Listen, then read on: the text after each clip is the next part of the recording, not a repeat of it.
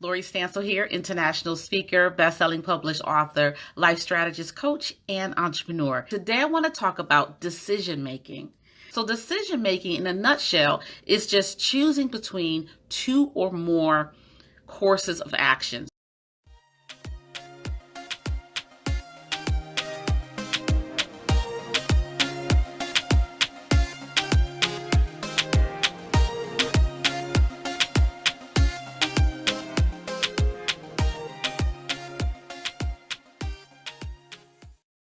The topic of decision making can be a very detailed topic. I want to hone in on two specific things that I think will help you as you move forward. Decision making really will impact how you live your life in the short term and in the long term. So making the right decision for you, or the decision that's best suited for you, is important because it keeps you safe.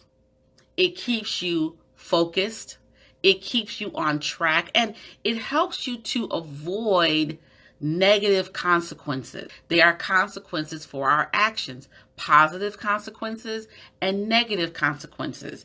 And so when you make the right decision or the best suited decision for you at that time, then it's going to help you hopefully avoid negative long-term consequences. Now, I want to make a distinction, because sometimes the right decision or the decision that's best suited for you will cause you to experience a temporary short-term negative effect or displeasure.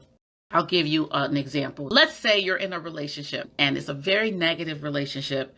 It's very hurtful for you emotionally. The initial consequence of getting out of a bad relationship is going to be negative, because you're going to hurt, you're going to cry, there's going to be separation anxieties, that soul tie that you had with that person is broken, and so you're dealing with all the emotional, the roller coaster feelings. Did I make the right decision? Should I go back? Should I stay the course? Questioning your decision. Those are short-term consequences. And so those short-term consequences are, for lack of a better word, negative. But if you keep moving down that decision, or if you follow that road out to its end, then your long-term consequences are going to be so much better, because you're going to be happier, safer, healthier.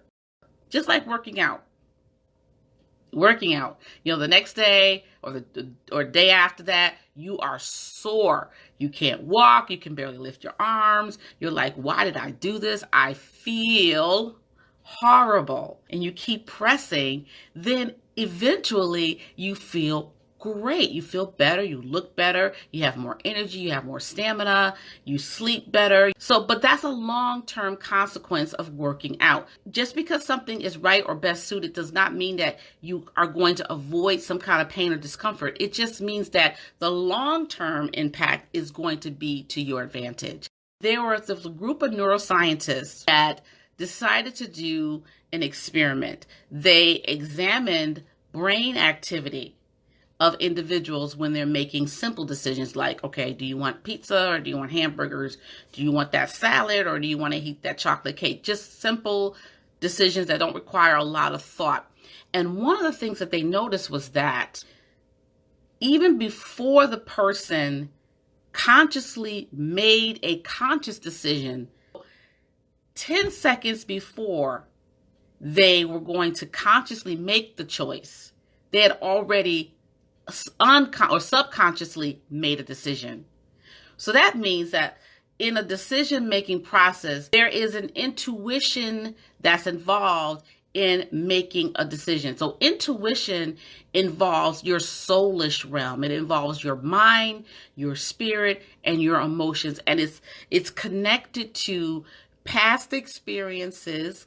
It's connected to the emotions that we feel about those past experiences. Is connected to our personal values, the things that we absolutely won't do, the things that we will do, our morality. And it's also connected to spiritual development. So, and it is intuitive. So it's something that is almost like an automated reaction that is sometimes even unaware to our cognitive mind, but it's something that happens internally before we're cognitively aware. That is what they were looking at. Now, it's interesting because intuition, people call it the gut, your gut. Your gut can sometimes betray you. Isn't that interesting? Some people say, never, always trust your gut. And I think that I understand that saying, and I used to say it too, but I'm reevaluating that phrase in my life and if I should be saying it, because sometimes our gut can betray us. Remember, intuition is connected to your soul. So if your soul is wounded, your soul is bitter, then that gut feeling may not be the best feeling. So intuition is great and it's useful, but it needs to be connected to something else. Intuition should be the beginning of a reasoning process, because when you feel a certain way about something or something, if you're thinking about a decision before you and it's triggering an emotion in you, then maybe you need to step back and say, why am I feeling this way? Why am I thinking this way? And start the ball rolling in making and reasoning out your decision. Intuition is great when you have to make a quick decision. And that's why it's important to be healed. That's why it's important to walk through the journey of healing on a continual basis, because we're in a world where things are happening. So we could be healed today and get hurt tomorrow and start the process all over again. So it's important to be walking through that process daily so that you can trust that those intuition or the gut feeling that you're getting is going to be honest and true. When you are a Christian, that gut feeling is also being fed by the Spirit of God and by the Word of God. And so your feelings are being transformed, or your mind is being transformed by the Word of God and the Spirit of God, so that you can take those emotions and use them as signs and clues as to what you do next. And so you're not ruled by your emotions. You're ruling with emotions, but you're not ruled by emotions. The intuition can help you get to start the process of reasoning, because reasoning is more in depth. Reasoning is taking the facts and the information that you have in front of you and using it to come to a conclusion and or to make a decision. So it's very analytical. It's very involved in deliberating and evaluation, and it's usually void or disconnected from emotion. It's not driven by impulse reactions. For example, if you get a job offer in another state and it's a really good offer, but you need to make a decision as to whether or not you're going to take the job. So that requires reasoning. That requires taking the facts and the information and all of the data that you're getting and weighing your pros and cons so that you can come to the right or the best suited decision for you in that moment. Some people act intuitively, but I would not advise it, because when you're acting in an impulse-based kind of reaction, again, your feelings can betray you, because your feelings and your emotions can change based on outside stimulus or stimuli. So you really have to be mindful that when you're making an important decision, that you combine intuition with reasoning and you really take your time and weigh out the facts. So you really need both. You need to be able to be in tune to how you're feeling in that moment and what kind of feelings are being triggered in you. But you also don't need to rely only on that. You need to pull in data and facts and weigh pros and cons to see exactly if this decision is a good one and how you feel about it. So you need both when making a tough decisions. So the feelings help you to work through the emotional implications, and then the reasoning helps you to push through and look at the long-term implications, which is really what you want to focus on. That's why it's so important that you never, ever, ever make a decision when you're angry or make a decision when you're racked with fear, because that decision is going to be driven by your impulse or your need to not be afraid anymore, or your need to not be angry anymore. And so you're only looking at the short-term impact and not the long-term consequence. So you're not able to really reason because you're full on into your emotions. And that's why it's important not to make major decisions when you're upset, when you're emotional, when you're hurting, when you're angry, when you're fearful, because you are driven by a need to have a short-term fix. But that short-term fix could mess you up down the road.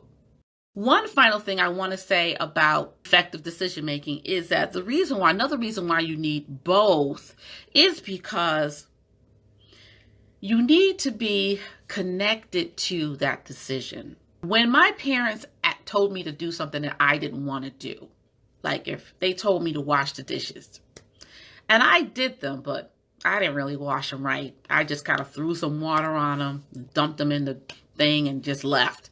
I had no commitment to what I was doing because I wasn't emotionally connected. I didn't buy in to this whole concept of me washing the dishes. But when I got older and when my parents sat me down and began to talk to me about life and explain to me about consequences of my actions and all of these other really nuances of being an adult, then when they said to me, I need you to do X, Y, and Z, I had an emotional commitment to do it, and I was more effective in implementing that action because I was emotionally vested in that decision, that choice. You need to have that emotional connection to your decision so that you can be effective in carrying it out. Now, again, emotions alone is kind of incomplete.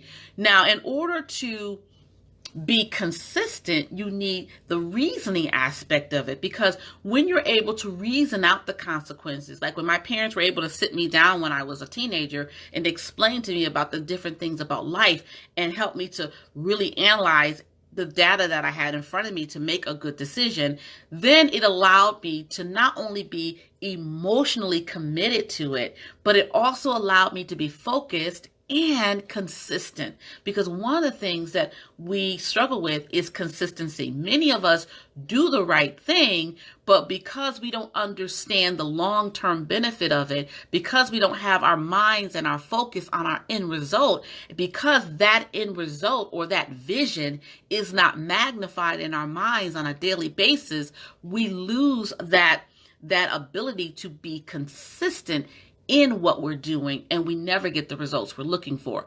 So you need to be emotionally committed to your decision, and you need to have reasoning to help you be consistent in carrying that decision out, even when the short-term impact is painful and uncomfortable.